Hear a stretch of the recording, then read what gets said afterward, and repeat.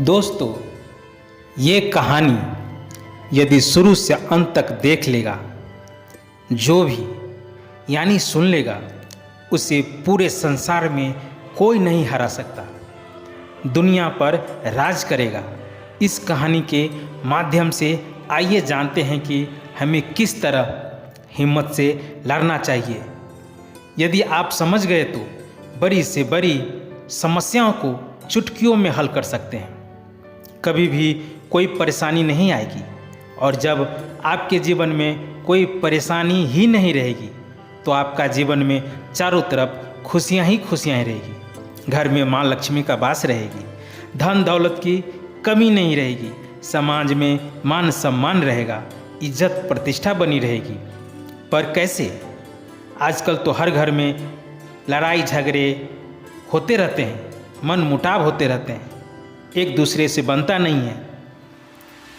तो आइए आज हम बताते हैं कि कैसे हमें जीना है, कैसे हमें रहना है। दोस्तों, दुनिया सत्य पर चलता है।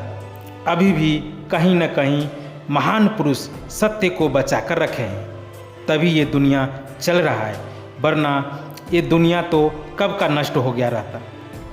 तो दोस्तों, बने रहिए वीडियो के अंत तक। जैसे आप लोग सभी जानते हैं, माता सीता के जीवन में यदि शादी के बाद देखा जाए तो कितना कष्ट है, कितना कष्ट उठाया। आप सब यदि वाल्मीकि रामायण पढ़े होंगे तो मालूम जरूर होगा। उसी वाल्मीकि रामायण से कुछ भाग मैं बताने जा रहा हूँ, ध्यान से सुनिए।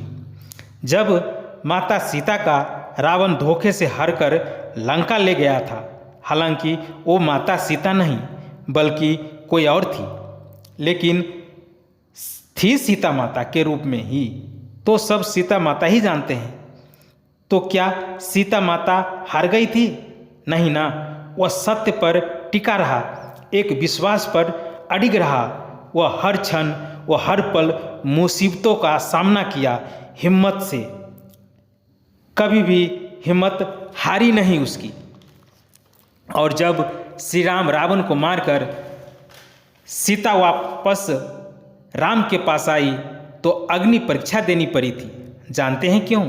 असल में उसी अग्निदेव से माता सीता को श्री राम ने सौंपा था, और फिर अग्नि में से असली सीता माता निकली और छाया प्रतिरूप अग्नि में समा गई। श्री राम ये जानते थे कि रावण कुछ न कुछ अहित न कर दे, इसलिए माया रचा था श्री राम जी ने। वैसे छोड़िए, इतना बताने लगूंगा तो कई साल लग जाएंगे।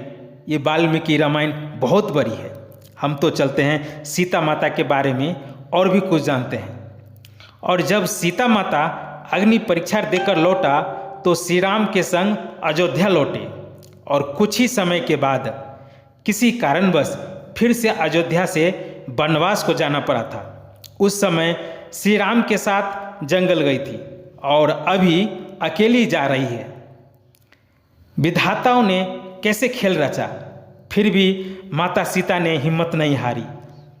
वो चाहती तो अपने पिता के घर जा सकती थी, लेकिन अपने पिता के घर भी नहीं गई, नहीं अपने पति के घर रही। जंगल में ही अपने बच्चे को पाल पोस कर बड़ा किया, अपने ही हाथों से लकड़ी काट कर लाती, खाना बनाती और अपने बच्चे को खिलाती, फिर खुद खाती। जीवन उस समय ये निश्चय कर लिया जब ये संसार वाले को सत्य साबित करने का मौका आया, और सबके सामने धरती में समा गई। दोस्तों, माता सीता धरती से ही जन्म लिया था और धरती में ही समा गई।